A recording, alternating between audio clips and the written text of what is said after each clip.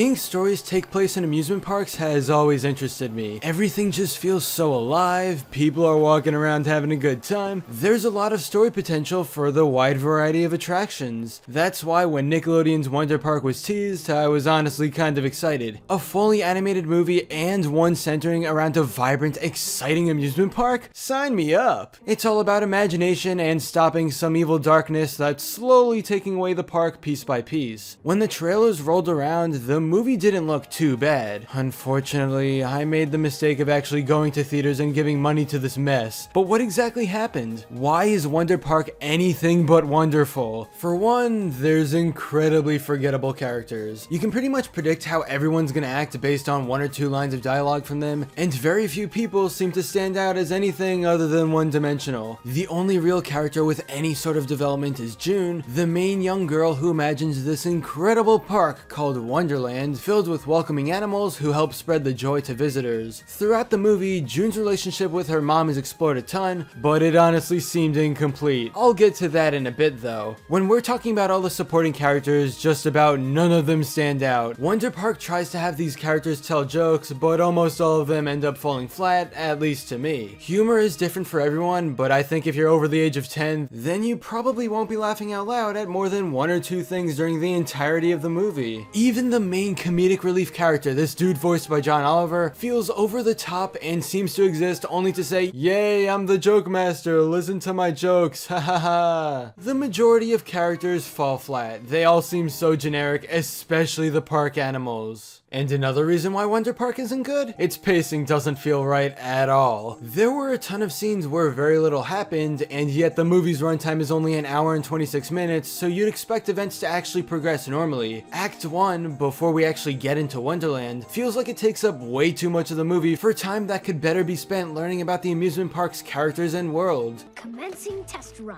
All systems are a go. 5 and 4, 3, talk to about 1 is launcher! Huh? Oh. We have ignitionalization!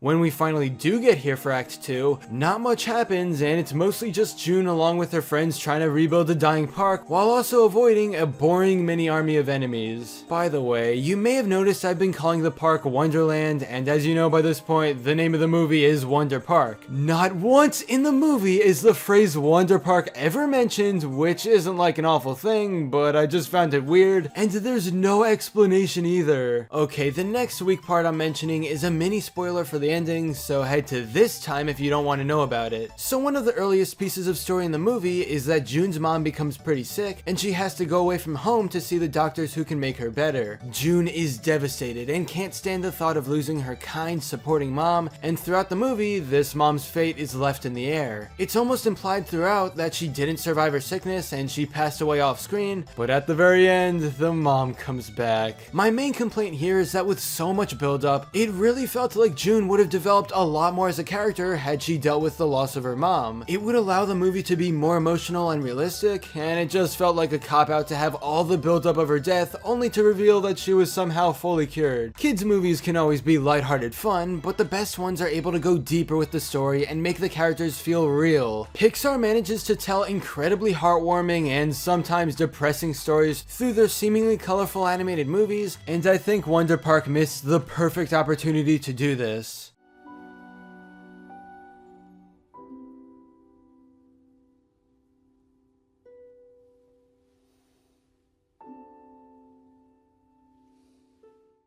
But in the end, Wonder Park just isn't fun. It may be super vibrant with bright colors in all directions, but everything about it feels too boring to really recommend. For a movie all about the limitless potential of imagination, this definitely didn't feel imaginative. I will admit most of the animation is eye candy to watch, there's just not enough overall to make it entertaining. There are plans to turn Wonder Park into an animated Nickelodeon series, so let's hope it turns out better than this unimaginative, below average amusement park adventure.